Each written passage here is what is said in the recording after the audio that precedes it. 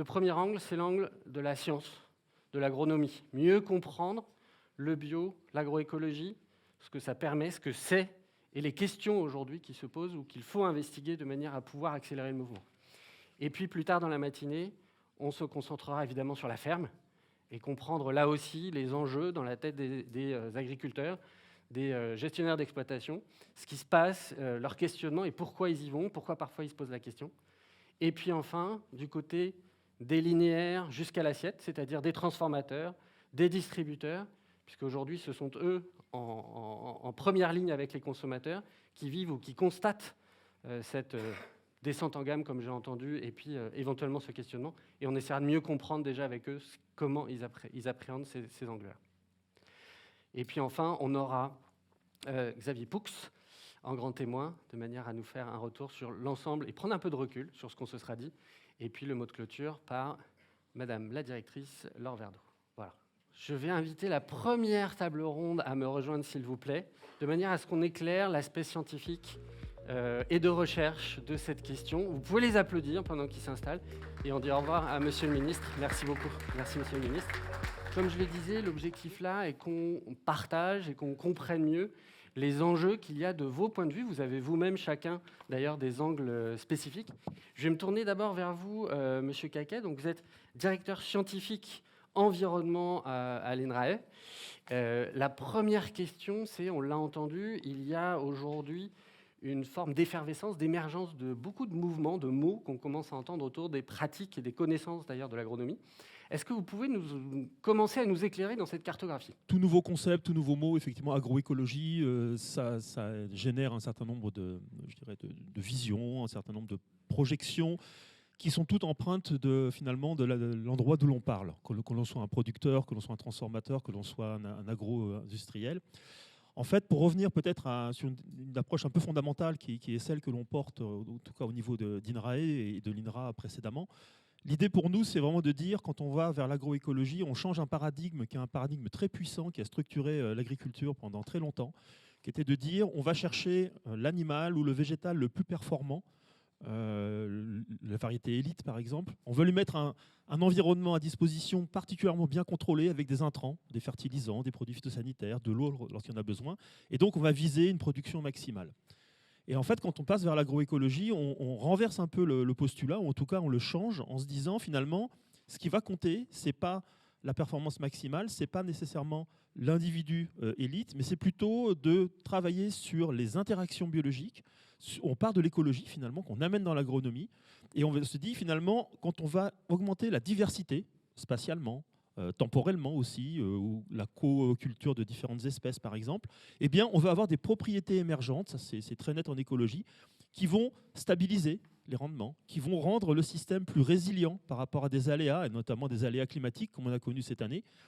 Et puis on va avoir des co-bénéfices sur la qualité des sols, la qualité de l'air, la qualité de l'eau, la biodiversité. Et finalement, cette biodiversité, non seulement celle qu'on introduit dans les parcelles et dans les exploitations, mais qui va être une biodiversité spontanée, eh bien, elle va avoir des effets positifs sur la protection des cultures, sur les rendements et sur un certain nombre de processus écologiques qu'on appelle parfois les services écosystémiques, un autre buzzword, si j'ose dire, que certains utilisent de manière parfois très différente selon qu'on met derrière des notions monétaires ou simplement des notions philosophiques. Donc l'agroécologie, ce n'est pas complètement changer le monde, quoique. Et la question qui est posée, peut-être qu'on y reviendra, c'est finalement le bio par rapport à l'agroécologie. On pourrait dire finalement il y a beaucoup de sources d'inspiration dans le bio qu'on doit utiliser pour favoriser la transformation agroécologique de l'agriculture. Et peut-être l'une des différences, ou en tout cas l'un des défis qui sont devant nous, c'est finalement de se dire, dans ce cas présent de l'agroécologie, il n'y a pas de cahier des charges. Et je dirais à la limite, parfois c'est vu comme une contrainte, on pourra y revenir, mais c'est aussi peut-être une énorme opportunité parce que ça permet à tout un ensemble de production de s'engager dans une trajectoire. C'est pas du blanc ou du noir, on n'est pas dans le manichéisme total, et en tenant compte des propriétés locales, des sols, du microclimat, aussi de la structure des exploitations, de la structure des filières, d'engager une transformation pour aller vers une autre forme d'agriculture, d'autres formes d'agriculture, avec peut-être à terme, pour certains, le fait de passer en agriculture biologique. Mais ce n'est pas, j'allais dire, une conclusion totale. On a évoqué 18% de la surface agricole utile comme cible, même si c'était 25%. Il restera toujours 82%, 80%, 75%. Et sur ce reste de la SAU, il faut pouvoir être capable de déployer des activités agricoles les plus respectueuses possibles de l'environnement, qui rémunèrent les producteurs et qui permettent d'avoir une alimentation saine et de qualité.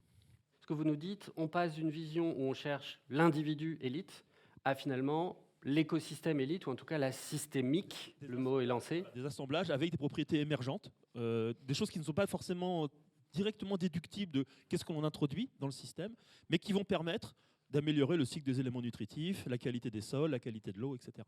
Et ça, c'est très, très inspiré et appuyé sur la recherche. Ce n'est pas une vision simplement philosophique. Des recherches en écologie, notamment d'écologie des communautés, qui irriguent complètement l'agronomie. Pendant longtemps, on a opposé un peu agronomie et écologie en discipline scientifique. En fait, l'écologie apporte beaucoup à l'agronomie sur ce domaine de l'agroécologie. Merci beaucoup.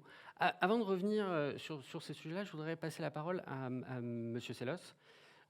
Donc vous êtes chercheur au Muséum d'histoire naturelle et avec un angle particulier, une expertise particulière sur le sol. Le sol, il vient d'être cité par Thierry.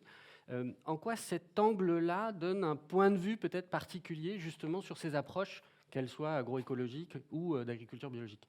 Je peux revenir à un point de définition. Je souscris à ce qui vient d'être dit, mais quelque part, j'ai l'impression que dans l'agroécologie, on commence à aller chercher ce qui se passe dans le système pour essayer d'agir avec. Et on se substitue à une approche qui était une approche plus technologisante, où on avait un problème et on apportait des solutions directement à ce problème sans le voir dans son contexte. La plante a besoin de pousser, on met du nitrate, on met du phosphate. La plante est malade, on met des pesticides. Quelque part, avec l'agroécologie, on réalise que le système a un fonctionnement, une logique de fonctionnement interne, que les pesticides qu'on met finissent quelque part dans le consommateur ou ailleurs, que ces engrais peuvent effectivement terminer ailleurs. Et donc, cette vision un peu plus systémique, effectivement, on la sent dans la bio, mais de la même façon que je suis humain, mais que toute l'humanité ne se résume pas à moi, il y a d'autres façons d'être humain. La bio est une agroécologie, mais toute l'agroécologie ne se résume pas à la bio. Ce que je veux dire par là, c'est que le cas du sol ici est particulièrement exemplaire du propos que je viens de tenir. Le sol, il est quelque part amélioré par les pratiques bio. Nul n'en doute. Le fait de ne plus utiliser de pesticides ou d'avoir recours au cuivre, typiquement qui est quand même moins impactant sur le sol que d'autres pesticides, c'est un premier pas. Un deuxième pas, c'est le fait de substituer aux engrais minéraux des engrais organiques. Ça a la double vertu d'abord de ne plus amener de cadmium au sol, parce qu'il faut quand même le rappeler, hein, les phosphates que l'on amène dans les engrais minéraux sont en train de saccager nos sols à coup de cadmium, qui pour le coup est beaucoup plus biodisponible en général que le cuivre. Et d'autre part, donc la première chose, c'est cet apport d'engrais organiques en tant qu'engrais. Et deuxièmement, c'est cet apport d'engrais organiques en tant que matière organique, qui dans les sols va avoir à la fois un rôle de stockage de carbone, mais aussi un rôle texturant, un rôle de rétention d'eau. On dit souvent 1% de matière organique, 10 mm d'eau de pluie retenue. Ça vaut ce que ça vaut, hein, mais l'idée, c'est qu'effectivement, il y a par rapport au sol, dans le programme de l'agriculture biologique, des choses qui l'améliorent. En même temps, et c'est là que l'agroécologie ne saurait se résumer à la bio, il y a quand même une perspective qu'il faut avoir. Il faut l'avoir en tenant compte des difficultés qui étaient évoquées précédemment. Je ne dis pas ça pour pointer du doigt des pratiques qui devraient être améliorées. Je dis juste que dans un monde idéal, on ne laboure pas. On ne laboure pas parce que d'une part, quand on laboure, on déstabilise le sol et on favorise l'érosion. Deuxièmement, on l'aère, donc il respire plus. Troisièmement, on tue des choses. Hein. La fonction majeure du labour, c'est désherber. Ça veut dire qu'un truc qui est un tiers dans le sol, comme une plante, il en meurt. Je vous laisse deviner ce qui arrive à quelque chose qui est complètement dans le sol. Il en meurt 3 fois plus. Ce qui revient à dire qu'il en meurt aussi. C'est par exemple très très mauvais pour les champignons du sol, le labour. Ça déchire l'ensemble de filaments microscopiques dont ils sont constitués. Ce que je veux dire, c'est qu'il y a effectivement un horizon derrière la bio que moi je vois, qui est d'avoir un cahier des charges encore plus fort sur le sol, mais il n'est pas forcément techniquement encore toujours partout possible. Bon. Et puis l'autre chose, l'autre limite, et cette fois-ci une limite qui n'appartient pas à ceux qui pratiquent l'agriculture bio, mais c'est une limite sociétale. Et là, je trouve que les praticiens de l'agriculture bio rencontrent étrangement le parcours des scientifiques qui pensent que les découvertes qu'ils font peuvent servir à la société. En fait, ça ne sert pas. Pourquoi ? parce qu'en face, nous n'avons pas la population qui perçoit les éléments de démarche qui rendent utile la connaissance scientifique dans une décision citoyenne, par exemple en santé publique, ou qui rendent intéressante l'agriculture bio. Nous manquons des citoyens qui vont avec la démarche que nous avons faite, car nous fabriquons aujourd'hui des concitoyens qui, étant donné les programmes du primaire et du secondaire, n'ont pas du tout au primaire et très très peu au secondaire, de compréhension de ce qu'est la vie et l'environnement. Et je suis désolé de revenir à une de mes marottes fétiches, qui est qu'on n'enseigne pas assez les sciences du vivant et de la terre dans ce pays. C'est terrible, nous sommes en train de refaire une génération qui a les mêmes défauts que celle qui a planté l'environnement et planté la santé. Et quelque part, on a un combat commun finalement, ceux qui veulent faire valoir les outils de la science comme un des outils de la citoyenneté, et ceux qui veulent faire valoir les produits de l'agriculture bio comme un des produits de la santé, nous avons le même problème. En face de nous, nous avons une société à laquelle, dans sa formation initiale, nous ne faisons pas comprendre cette approche systémique dont j'ai voulu partir quand j'ai rappelé ma façon de voir l'agroécologie en général. Merci. On va de toute façon ce matin se donner la règle de noter, de cranter tous les sujets sur lesquels on s'est dit là, il y a un effort de pédagogie, il y a un manque de pédagogie. Vous êtes dans cette salle, en tout cas, la population sans doute la plus éclairée, la plus sachante en France autour de ces thématiques du bio et de l'agroécologie. Et malgré tout, on reconnaît ce matin qu'il y a des besoins de clarification, il y a des besoins de compréhension, il y a des besoins de pédagogie. Donc j'allais dire, en dehors de ce cercle-là, et moi qui suis Kidam, je confirme, il y a un certain nombre de sujets sur lesquels, sans avoir préparé ces tables rondes, j'aurais été bien incapable de me positionner. Donc on va noter ces sujets-là. Un autre point sur lequel je voudrais revenir, le bio a, me semble-t-il, cette particularité d'être un label avec un cahier des charges, donc de production, et finalement un cahier des charges qui interdit, c'est-à-dire qui délimite un terrain de jeu et en disant on n'a pas le droit, en tout cas en agriculture biologique, d'aller dans telle direction, telle direction, telle direction. Pour autant, à l'intérieur de ce terrain de jeu, énormément de choses restent à inventer. Et aujourd'hui, sans doute beaucoup des questions sur la suite et la manière de l'investir sont aussi dans la recherche et la connaissance sur mais est-ce qu'on a des voies, et est-ce que vous pouvez nous en donner quelques-unes, peut-être des voies, des grandes questions auxquelles la recherche doit réfléchir aujourd'hui pour donner davantage d'outils et rester dans ce terrain de jeu et relever les défis qu'on a ensemble. Je laisse peut-être laisser Marc-André où je peux commencer. Je prends un exemple qui pour moi est, je dirais, complètement transversal à toutes les formes d'agriculture, en tout cas sur la façon dont on doit avancer. C'est de mieux comprendre et surtout de mieux utiliser les interactions entre plantes et micro-organismes. Alors, on le sait depuis longtemps, il y a des interactions bénéfiques, par exemple, avec les plantes qui ont des systèmes de nodosité racinaire qui permettent de fixer l'azote de l'air, notamment les légumineuses. Donc, on met à profit cette propriété pour les introduire, notamment dans des rotations plus longues, avec un effet bénéfique sur le sol. Mais il y a tout un pan de la recherche en biologie des communautés, notamment écologie des communautés, qui a émergé maintenant depuis quelques années avec les outils de la génomique de masse. C'est tout ce qu'on appelle l'étude des microbiotes. Alors les microbiotes, on en parle pour l'humain, tout le monde a entendu parler du deuxième cerveau dans le tube digestif, du rôle des microbiotes sur la peau, par exemple, pour nous protéger contre certains pathogènes.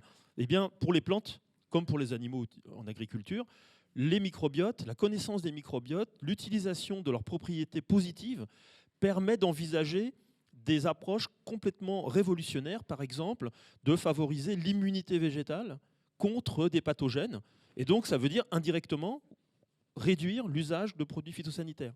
Ça peut être au niveau de la graine, par exemple, travailler sur le microbiote de la graine, ce qui permet d'éviter les attaques précoces lorsqu'on va faire des semis. Et ça, c'est valable aussi bien en biologie, en agriculture biologique qu'en agroécologie, dans toutes les formes d'agriculture. Là, il n'y a pas de frontière à partir du moment effectivement, où le cahier des charges n'interdirait pas l'utilisation des microbiotes. Je ne parle pas de manipulation génétique, je ne parle absolument pas de transformation du vivant, mais de meilleure compréhension, de favoriser les microbiotes positifs. C'est vrai aussi à la surface des plantes, c'est vrai pour la santé animale. Ce sont des leviers très puissants à partir du moment où on a la connaissance, non seulement la description de ce qui est là, mais la manière dont ça fonctionne et comment on peut orienter l'évolution des microbiotes, ça permet d'envisager de grands progrès sur la réduction notamment des intrants en termes de produits phytosanitaires, mais aussi de médicaments vétérinaires. Ça fait partie, je dirais, des fronts de la recherche sur lesquels on va avancer, et ça concernera aussi bien la production conventionnelle que des productions agroécologiques que le bio.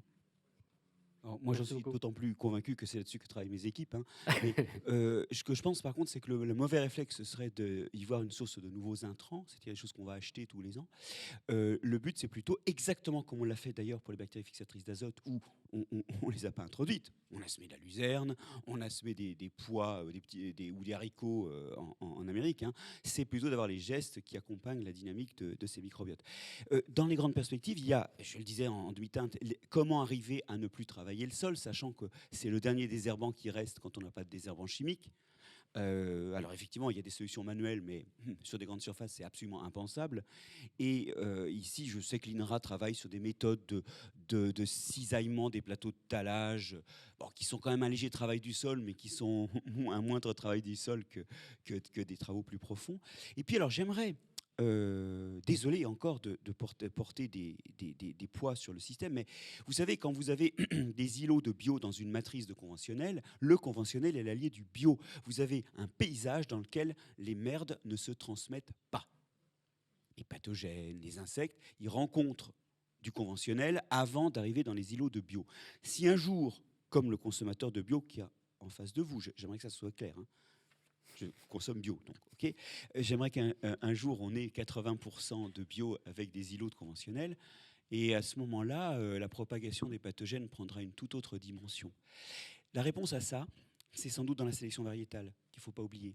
Je vais juste vous rappeler que les résidures, les résistances durables de l'INRA, qui permettent donc d'avoir des résistances à l'oïdium et au mildiou, voire partiellement au black rot, mais enfin ça c'est pas si net, ça réduit le nombre de passages dans les parcelles de 20 à 3. Ça réduit les passages de pesticides de 95%. Ça veut dire que vous allez moins tasser votre sol, donc c'est bon pour le sol, et vous allez moins utiliser de pesticides, ce qui est bon et pour le sol, et pour le viticulteur, et pour vous. La sélection variétale, il ne faut pas l'oublier, hein, c'est quelque chose qui est important, et c'est vrai qu'aujourd'hui, la sélection variétale, elle est surtout faite pour le conventionnel, elle n'est pas forcément faite pour des agricultures agroécologiques. D'accord, donc meilleure compréhension des systèmes micro-organismes notamment, meilleure sélection variétale là aussi, deux angles qui doivent permettre d'enrichir encore la palette des pratiques dans ce cadre fixé par l'agriculture biologique. Je vais me tourner vers vous, Sarah Fayette. Donc vous êtes chef de service planification, évaluation et prospective au sein de l'agence de l'Hauts-de-Seine Normandie. Vous avez donc un angle plus haut, là où on a entendu un angle plutôt sol. Je crois que vous voulez nous partager aussi quelques éléments saillants d'un rapport scientifique très récent, et puis ensuite vous interroger justement sur, du point de vue de l'eau, votre tropisme à vous, là aussi, comment est-ce que vous situez les nouveaux horizons de recherche pour renforcer cet arsenal d'itinéraires techniques dans le bio? Oui, alors bon, moi j'aimerais beaucoup qu'il y ait 80%, enfin du point de vue de l'eau, je pense qu'on serait très très heureux qu'il y ait 80% d'agriculture biologique sur le territoire français. Il s'avère que, alors je vais répondre aux deux questions à la fois.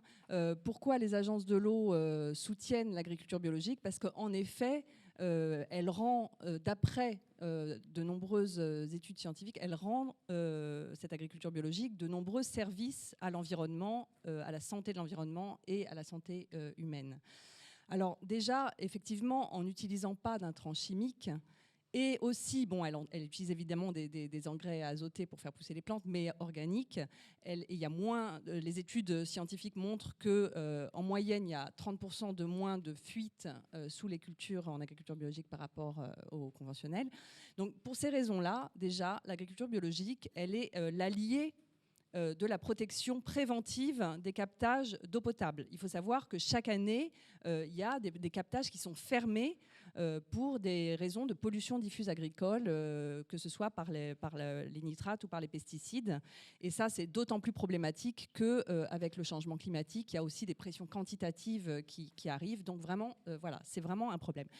Au-delà des captages, l'agriculture biologique, elle est également l'alliée de manière globale de la qualité des cours d'eau, des nappes, des milieux littoraux. Et donc, voilà, pour cette raison, donc les agences de l'eau soutiennent l'agriculture biologique. Par ailleurs, donc il y a un conseil scientifique du comité de bassin Seine-Normandie là, qui récemment a produit un avis sur le rôle essentiel du sol vis-à-vis de l'eau. Donc, voilà, mes collègues ont parlé des bénéfices de l'agriculture biologique vis-à-vis du sol. Effectivement, cet avis reprend ces bénéfices, mais justement vient montrer comment un sol qui fonctionne bien rend des services aussi à l'eau. En améliorant son infiltration, la recharge des nappes souterraines, en améliorant son stockage, comme l'a dit Marc-André. Donc voilà, et puis en limitant l'érosion. En fait, le fait que les agriculteurs biologiques ne doivent pas utiliser d'intrants chimiques, ça les oblige à travailler plus avec les écosystèmes, notamment plus en moyenne avec les haies, les arbres, etc. Et du coup, ça les rend plus résilients par rapport à des phénomènes comme des pluies fortes, par rapport aux phénomènes d'érosion, ruissellement. Ça aide à infiltrer. Ça les rend également plus résilients par rapport à la sécheresse. Alors j'en profite là pour faire une petite incise par rapport à votre deuxième question, parce qu'il me semble que justement, sur le front de la recherche, il pourrait y avoir des améliorations, enfin voilà, comme pour toutes les agricultures, hein, par rapport au changement climatique. Enfin voilà, des recherches pour essayer de rendre l'agriculture biologique encore plus résiliente. Je voudrais juste ajouter. Si on essaie, de capter ces sujets, vous dites il y a des sujets de recherche Oui. sans doute à poser. Quels seraient-ils, de votre point de vue à vous, les quelques défis, questions de connaissances sur lesquels vous vous dites tiens, si on savait craquer ça, si on savait développer une réponse à ça, on aurait certainement une nouvelle arme significative pour aller chercher les bénéfices dont vous parlez. Excusez-moi, mais moi, je considère que là, avec les éléments dont on dispose aujourd'hui, on a déjà largement de quoi aider, défendre, légitimer l'aide à l'agriculture biologique. Et d'ailleurs, de mon point de vue, les politiques publiques ne soutiennent pas du tout suffisamment l'agriculture biologique par rapport aux services qu'elle rend. L'aide au maintien était une sorte de paiement pour service environnemental. Enfin, je parle au passé parce qu'en 2023, ça ne sera plus possible avec la nouvelle transcription de la PAC en droit français. Et donc là, vraiment, c'est très dommage, quoi, parce que là, on avait un outil formidable pour accompagner l'agriculture biologique en vertu de tous les services qui sont... Alors, parce que je n'ai pas cité quand même aussi les expertises collectives de l'INRAE et de l'INSERM sur les impacts de l'agriculture... Pardon, pas de l'agriculture biologique, mais des pesticides, justement, donc, sur la biodiversité et sur la santé humaine. Et ça montre que ces impacts sont très préoccupants. Donc, ça légitime encore plus le fait d'aider une agriculture qui se passe des pesticides à se déployer. Et je voudrais aussi ajouter qu'il y a quelque chose aussi de très confortable du point de vue des agences de l'eau par rapport au soutien de l'agriculture biologique, c'est qu'il y a des contrôles. Il y a des contrôles réguliers. Les agriculteurs en agriculture biologique, chaque année au minimum, ils ont une visite d'un organisme indépendant qui vient vérifier que le cahier des charges, il est respecté. Et l'agence de l'eau, qui est un financeur, elle a le souci de savoir que l'argent public est bien utilisé, efficacement utilisé. Donc voilà, pour toutes ces raisons-là, l'agriculture biologique mérite d'être accompagnée, d'être mieux accompagnée. Il y a des leviers. Alors bon, je ne voudrais pas faire l'impasse sur votre question quand même. Donc comment... les fonds de la recherche, on a bien vu... sur le microbiote, sur le sol, sur le sans-labour, effectivement, il y a une vraie voie, effectivement, de limiter le travail du sol, y compris pour les questions d'érosion. Et on sait qu'avec le changement climatique, les pluies fortes vont devenir plus intenses et plus fréquentes, même si en moyenne, les précipitations diminuent. Et donc là, il y a des enjeux derrière d'érosion, de coulées de boue, etc. Mais je pense que là, aujourd'hui, vu les services environnementaux que rend l'agriculture biologique, elle est déjà plus résiliente par rapport à d'autres formes d'agriculture par rapport à ça. Alors, je ne parle pas d'agriculture de conservation, mais bon, même en agriculture de conservation, on a souvent quand même des parcelles qui sont très, très, très grandes. Hein. J'en ai visité de 50 hectares. Bon, les haies, c'est bien pour arrêter le ruissellement quand même. Donc, des grandes parcelles, ça, c'est quand même, quand on n'utilise pas d'intrants chimiques, c'est moins possible en agriculture biologique. Voilà. Merci beaucoup. Donc on voit un label qui cadre un certain nombre de possibilités ou qui, plus exactement, interdit un certain nombre de choses. Quand il est appliqué, ce que vous nous dites avec vos 3 angles particuliers, c'est qu'il génère un certain nombre de bénéfices directs et indirects, de services indirects aussi, et que finalement il permet d'apprendre à jouer avec ces services de l'écosystème naturel pour que la production soit bonne et pour justement ne pas dégrader cet environnement. Je vais me tourner vers vous, Émeric Pillet, vous êtes directeur général de l'ITAB. Vous avez une vision du coup un petit peu particulière là aussi sur ces sujets-là. Ma première question, elle est, on le voit bien, il y a un enjeu d'alimenter une transition. On parle de ces 10% actuels, on parle de cette cible à 18%, la cible européenne, je crois, à 25% en 2030. La coexistence des agricultures, le questionnement aussi des agriculteurs, et on en parlera dans la deuxième table ronde. Mais quels sont, de votre point de vue, justement, ces passerelles ou ces canaux qui permettent d'aller dans ce chemin global du progrès, finalement, et notamment via le bio? Oui. Bonjour à tous, merci de votre question. Effectivement, si on veut pouvoir améliorer la globalité de l'agriculture, on a bien dit au niveau de l'agriculture biologique, on n'est pas à 100%, on reste sur les objectifs qui restent à 25%. Donc ça veut dire que forcément il y aura une autre agriculture qui sera aussi présente sur le territoire. Il faut absolument tirer le meilleur parti de tous les systèmes. Et donc, typiquement, on va dire, par exemple, si on prend l'exemple de l'ITAB, donc l'Institut technique de l'agriculture et de l'alimentation biologique, notre objectif c'est de créer et de partager des clés scientifiques et techniques pour transformer notre agriculture et notre alimentation vers des systèmes résilients, équitables et durables. Donc c'est bien de faire bouger l'ensemble de l'agriculture et c'est bien d'injecter les solutions qu'on peut trouver pour l'agriculture biologique dans le reste de l'agriculture. Mais c'est aussi d'aller chercher dans l'agriculture, on va dire non biologique, les éléments qui permettent de rentrer en cahier des charges et qui permettent aussi d'améliorer l'agriculture biologique. Alors, petite parenthèse, je pense que le cahier des charges, ce n'est pas une contrainte, mais c'est bien la formalisation d'une vision et d'un objectif que l'on se fixe.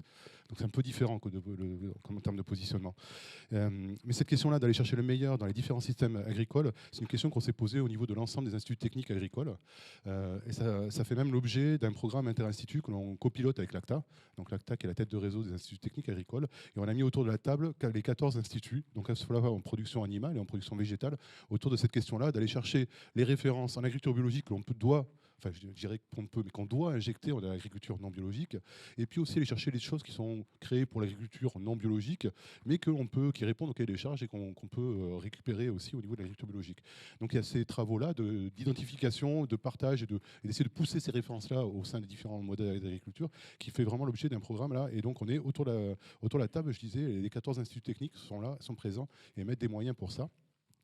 Et au-delà de ça, il y a aussi un travail pour comprendre pourquoi c'est, par exemple, quelque chose qui est produit en agriculture biologique, pourquoi un agriculteur non biologique ne va pas venir le chercher, ne le prend pas, ne se l'appréhende pas. Et donc, il y a eu tout un travail que l'on va mener sur les verrous socio-techniques qui feraient les points de blocage et voir comment on pourrait débloquer ça.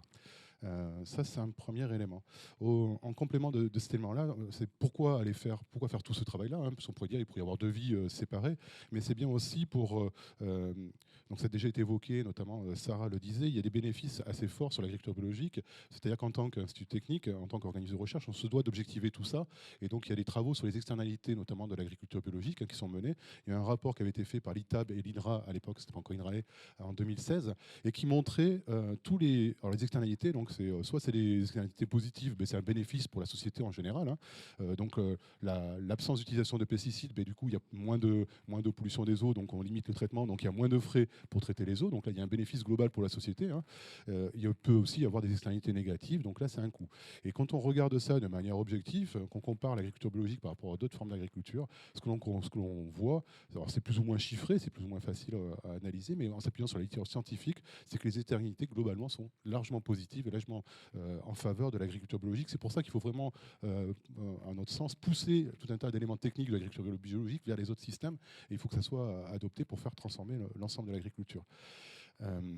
Et donc ces externalités, je pense que ça devrait enlever tout regret, tout remords ou toute ambiguïté au pouvoir public à soutenir l'agriculture biologique, que ce soit la production, que ce soit l'information du consommateur, je reprends des choses qui ont déjà été dites par mes collègues, ou alors même la recherche, parce qu'il y a encore des verrous techniques qu'il faut lever. Le dernier point que j'aimerais, par rapport à la question sur agriculture biologique et agroécologie, le dernier point que j'aimerais soulever, c'est qu'on en a beaucoup parlé aujourd'hui, là pour l'instant, on est sur la production. Et on n'a pas du tout parlé, on n'a pas été jusqu'au bout, parce que produire un grain de blé puis le garder chez soi et le regarder, c'est bien, mais on n'a pas été jusqu'au bout. Le but du grain de blé, c'est d'être transformé, moulu, faire de la farine, faire des biscuits et être consommé par un petit garçon, la petite fille de 4 ans, bientôt votre fille, enfin de 4 mois, je veux dire, qui sera votre 4e enfant, qui dans quelques années pourra consommer ce biscuit. Donc, notamment dans l'agriculture biologique, l'agroécologie s'intéresse beaucoup à la production, sur les liens avec la biodiversité et autres. Au niveau de l'agriculture biologique, on souhaite aller jusqu'au consommateur. C'est-à-dire qu'il faut aussi travailler, produire de manière un produit sain et de qualité, c'est bien, mais après, il faut qu'il soit respecté dans sa transformation, dans son transport et dans sa distribution. Et c'est là où je pense que l'agriculture biologique va un peu plus loin, c'est-à-dire qu'on attache aussi de l'importance sur la transformation. Donc, on pourrait parler de naturalité des process, donc c'est moins additif. C'est quand on nettoie les machines, on fait attention à ce qu'on utilise comme produit de nettoyage. C'est aussi, il y a un petit point qui est, enfin, c'est pas un petit point parce que c'est très important et ça arrivera sans doute avec l'agroécologie, c'est-à-dire que le fait de moins protéger les cultures, les productions sont un peu plus hétérogènes. Donc gérer l'hétérogénéité de la matière première, ça c'est un vrai défi pour les industriels, hein, c'est quand même beaucoup plus compliqué.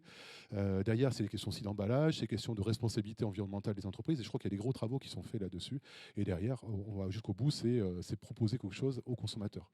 Et je pense que là, je pense que c'est ce qui est intéressant au niveau de l'agriculture biologique, c'est qu'on a une vision systémique et on essaie d'avoir quelque chose de global.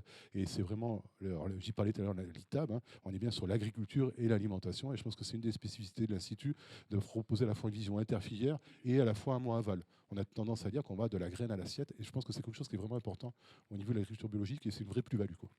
Donc une vision bout en bout, et on aura l'occasion d'ailleurs dans les tables rondes suivantes, justement, d'aller aussi explorer ces éléments sur la transformation, la distribution, évidemment, la production juste derrière. Oui, vous vouliez intervenir, Thierry? Merci. Donc c'était pour prolonger ce que vient de dire Aymeric, je suis totalement d'accord avec lui. Et c'est vrai, et je mets au premier rang de ces personnes concernées, et peut-être INRAE, on a beaucoup travaillé sur la partie production en agroécologie. On s'est dit, voilà, comment on accompagne vers la transition agroécologique des agricultures. Mais ça ne s'arrête pas là et ça ne doit pas s'arrêter là. Et si vous regardez les productions d'un collègue théoricien qui est Glissman, lui, il dit effectivement les 2 premières étapes de la transition agroécologique, c'est vraiment sur la production. On part d'un point zéro où on ne fait rien d'agroécologique et puis on mobilise la diversité, on diversifie les régulations biologiques. Mais ça ne doit pas s'arrêter là. Et c'est le système alimentaire qui doit être en transition et ça va jusqu'au consommateur. Et c'est vrai que là, on a vraisemblablement un déficit, alors à la fois conceptuel mais aussi d'organisation, qui permet de dire finalement, non seulement c'est produit avec des processus, en mobilisant les processus naturels, mais en plus, derrière, on a toute une chaîne de valeur qui reprend à son compte cet aspect agroécologique. Alors, on en parlera, je pense, dans la 3e table ronde. Il y a des transformateurs, il y a de l'agrobusiness qui affiche l'agriculture régénérative des sols, des choses comme ça. Bon, ça fait partie de cette démarche générale, mais je pense que jusqu'à présent, on a manqué réellement d'une organisation et finalement de s'inspirer. Là, pour le coup, le bio doit être une source d'inspiration pour l'agroécologie ou les formes d'agroécologie. C'est que c'est vraiment le système alimentaire qu'il faut entraîner et pas simplement l'acte de production. C'est comme l'a dit Aymeric, produire pour produire, ce n'est pas une fin en soi. Et on produit pour quelque chose. Et ça veut dire derrière aussi adapter l'outil de collecte, l'outil de transformation et l'outil de commercialisation. Donc, il faut vraiment qu'on s'inspire de ça pour l'agroécologie si on veut la faire monter en puissance. Sarah. Oui. Je voulais juste dire que justement, on s'est rendu compte dans les agences de l'eau que soutenir l'acte de production n'était pas suffisant et qu'il fallait également soutenir les filières, les débouchés. Donc depuis un certain nombre d'années, les agences de l'eau soutiennent des filières pour essayer de favoriser le développement de l'agriculture biologique et d'autres formes d'agriculture qu'on dit bas niveau d'intrants. Mais ce que je voulais dire aussi, c'est qu'on s'aperçoit qu'on est dans une situation où effectivement le consommateur est un peu noyé sous les labels. Il y a des labels qui ont fait leur apparition récemment, comme le label zéro résidu de pesticides. Alors, ah bah oui, ça fait briller les yeux, ça, c'est bien ça, mais en fait, ça ne garantit pas du tout. Ça veut dire qu'ils sont ailleurs, quoi. Voilà. ou qu'ils sont plus là. Ou alors, voilà, on n'en a pas mis à partir du moment où il y a eu fructification, dans le cas des fruits, par exemple, mais on a pu en mettre avant. Et donc, vraiment, c'est dommage parce que ça met une concurrence, ça apporte une concurrence assez déloyale, je trouve, par rapport aux produits issus de l'agriculture biologique. Le consommateur n'y comprend plus rien et on ne l'aide pas à comprendre. On y reviendra tout à l'heure, justement, dans la table ronde. Ouais, juste si je peux juste aussi parler des projets alimentaires territoriaux, parce que le ministre en a parlé en introduction. Hein. Actuellement, il y a des tas de collectivités qui développent des projets alimentaires territoriaux. Donc, c'est suite à la loi Egalim, si je ne me trompe. Mais moi, j'ai des retours de terrain d'agriculteurs en agriculture biologique qui me disent « Ah bah c'est bizarre, hein, la commune à côté, elle fait son PAT, mais elle ne m'a pas contactée, elle m'a oubliée. Et en fait, on a vraiment des tas de remontées de terrain qui montrent que les projets alimentaires territoriaux, la plupart du temps, se focalisent complètement sur le local, ok, mais oublient du coup l'agriculture biologique, alors que ce serait une opportunité pour maintenir et pour développer l'agriculture biologique locale. C'est dommage. Marc-André. Peut-être une chose aussi, donc d'abord il y a cette idée qu'effectivement il y a des coûts induits par les formes d'agriculture qui utilisent des pesticides sur le traitement des eaux ou sur le traitement de la santé. Il y a une petite fille qui posait la question à l'émission les petits bateaux. Elle demandait pourquoi le bio, si c'est bon, pourquoi c'est plus cher. Et en fait c'est difficile de faire comprendre à des enfants et même à des adultes en fait, que quand on achète effectivement certains produits, on ne paye pas les cancers et les traitements de l'eau qui vont avec, etc. On les paye par ses impôts. Et là, il y aurait besoin effectivement que les flux financiers qui vont vers l'agriculture passent par une prise de conscience démocratique de leur existence, parce que la PAC est largement pas vue par la population, et l'outil qu'elle représente pour éventuellement choisir son agriculture en mettant l'argent là où on veut que ça se développe, il est important. J'aimerais aussi dire sur un autre verrou sociétal important, je pense qu'il faut le dire, nous sommes un pays qui n'honore pas sa signature. Nous avons signé 3% du produit intérieur brut, c'est les accords de Lisbonne, qu'on nous oppose d'ailleurs au moment des réformes des retraites.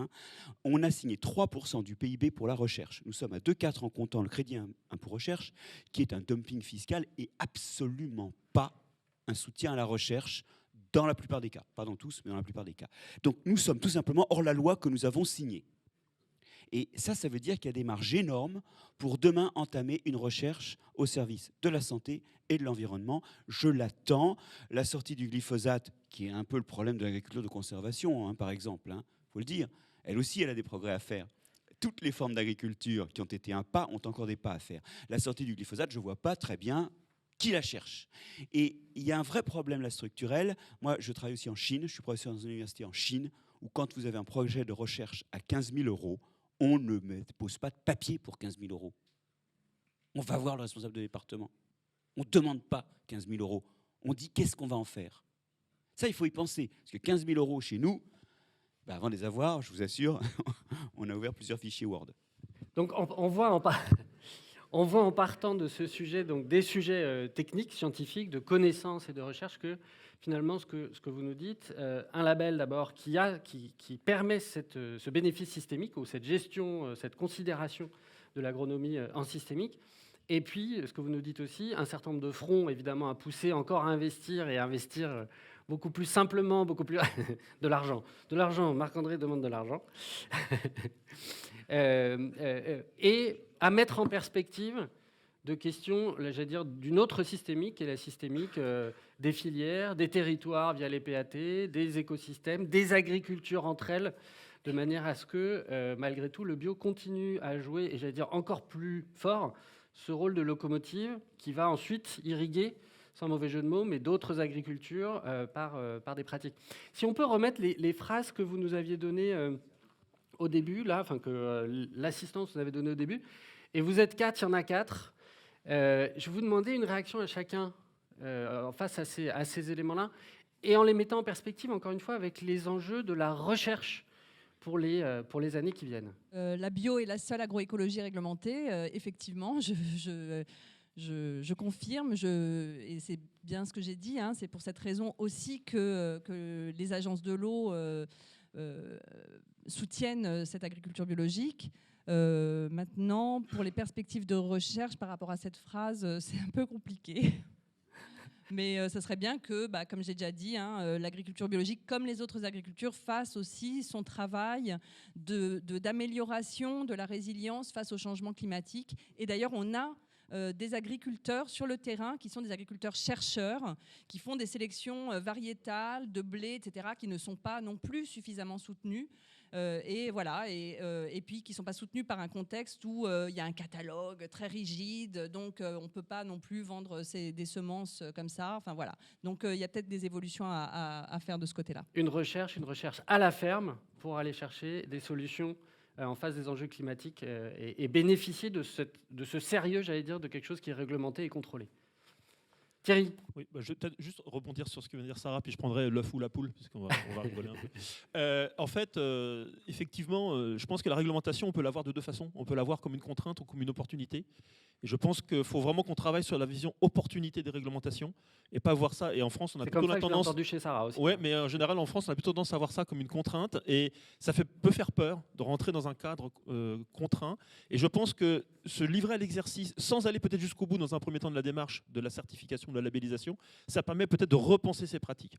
Alors, l'œuf ou la poule, bon, la question, je ne sais pas qui l'a posée, mais peut-être quelqu'un de la filière avicole, peut-être. Hein, bon. C'est anonyme. Voilà. Donc, en fait, ça dépend ce qu'on appelle agroécologie, mais si on considère que le bio se détermine par un cahier des charges, l'agroécologie, elle préexiste très largement au niveau temporel par rapport au bio tel que nous le connaissons. Pourquoi ? Parce qu'effectivement, les pratiques, j'allais dire, traditionnelles, alors qu'on a peut-être un peu oublié en Europe occidentale, mais que vous allez retrouver en Afrique, en Amérique centrale, en Amérique du Sud, c'est de l'agroécologie. Quand on parle d'agroforesterie, de la culture sous arbre, ça se pratique en Amérique centrale, les jardins créoles, tout ça, c'est de l'agroécologie sans le savoir, sans le dire. Mais c'est jardin créole, je ne sais pas si tout le monde voit ce que c'est, ou jardin maoré, si vous allez plutôt en océan Indien, c'est sur quelques centaines de mètres carrés, 30-40 espèces cultivées ensemble pour l'agriculture familiale, hein, sur différentes strates, comme fait Marc-André, avec des animaux. Alors, il n'y a pas non plus un troupeau de 200 Holstein, hein, mais il y a des animaux qui servent, et c'est l'agriculture familiale traditionnelle. Et c'est pour ça aussi que l'agroécologie, elle est parfois vue dans certains pays, que nous ne citerons pas, mais c'est de l'autre côté de l'Atlantique, comme étant un mouvement politique et social. C'est revendiquer pour les agriculteurs le droit au choix de ce que l'on fait sur sa terre, de pouvoir se nourrir avec sa production et de ne pas être contraint par finalement un intervenant extérieur. Donc c'est les mouvements via Campesina et autres, ce qui fait que l'agroécologie, le mot d'agroécologie, pendant longtemps, il a été proscrit des discussions internationales, y compris à la FAO, parce que certains pays voyaient ça comme une promotion d'une agriculture militante anticapitaliste. Voilà, je ne veux pas de faire de politique, ce n'est pas le but, mais pour dire que l'agroécologie, le mot n'existait pas, parce qu'il existe depuis les années 30 à peu près. Et en fait, la pratique au quotidien de l'agroécologie, elle est spontanée et elle est depuis des centaines, voire des milliers d'années. Je vais prendre la bio est le principal laboratoire des agriculteurs de demain. Je dirais oui et non. C'est-à-dire que oui, parce qu'on parlait du cahier des charges qui est effectivement une chance. Ça nous oblige à nous poser un certain nombre de questions dans le cahier des charges. Il y a une place importante à parler beaucoup aux cultures. On n'a pas du tout parlé élevage par rapport au bien-être animal. Et par rapport au bien-être animal, typiquement, on s'est posé les questions peut-être un peu en avance. Après, il y a le consommateur qui est arrivé derrière et qui a accéléré les choses sur la castration des porcs, sur les cornages, sur des choses comme ça. Et c'est les sujets, on va dire, qui sont au cœur. Donc, sur les sujets-là, comme ça, où les filières, de manière naturelle, n'auraient pas forcément envie d'éveiller, parce que ce n'est pas une priorité économique. Il faut bien être ce qu'on disait tout à l'heure. Vu le contexte, on a plutôt tendance à aller sur les questions économiques pour améliorer la production et la compétitivité. Là-dessus, le bio apporte peut-être une plus-value supplémentaire à l'ensemble du dispositif. Et je dirais, dans tous les cas aussi, les autres agricultures évoluent, donc ça nous challenge. On parlait tout à l'heure en aparté là, du projet ou de l'horizon qui est donné par INRAE sur une agriculture zéro pesticide, ou sans pesticides, pas zéro, oui, c'est zéro pesticide, sans pesticides de synthèse, on a bien précisé ça. C'est aussi quelque chose qui nous challenge, hein, c'est-à-dire que si demain, l'ensemble, les 80% qui restent sont sans pesticides de synthèse, mais comment on fait pour l'agriculture biologique ? Où on se positionne ? Qu'est-ce qu'on apporte encore en plus-value ? Où c'est qu'on va et qu'est-ce qu'on fait ? Donc, oui, je pense que le bio apporte une bonne boussole. Mais on va dire, il faut continuer à continuer à investir, voilà. à continuer à nourrir. Tout à fait. Au bénéfice évidemment de la bio d'abord et de l'ensemble des agricultures ensuite par ruissellement. Marc-André ? La poule et l'œuf, parce que en fait, la bio est un œuf et l'agroécologie est une poule. Pour la raison suivante, c'est qu'un œuf, ça donne une poule, bon, et une poule, ça donne plein d'œufs. Et l'agroécologie, et là je rejoins ce que tu disais, a donné et donnera d'autres formes d'agriculture. Et notre problème, c'est d'utiliser ces autres formes d'agriculture pour amender la bio. En d'autres termes, c'est plutôt l'agroécologie qui est le laboratoire des agricultures de demain. Merci beaucoup à tous les quatre de nous avoir éclairés sous cet angle-là. Merci. Allez-y.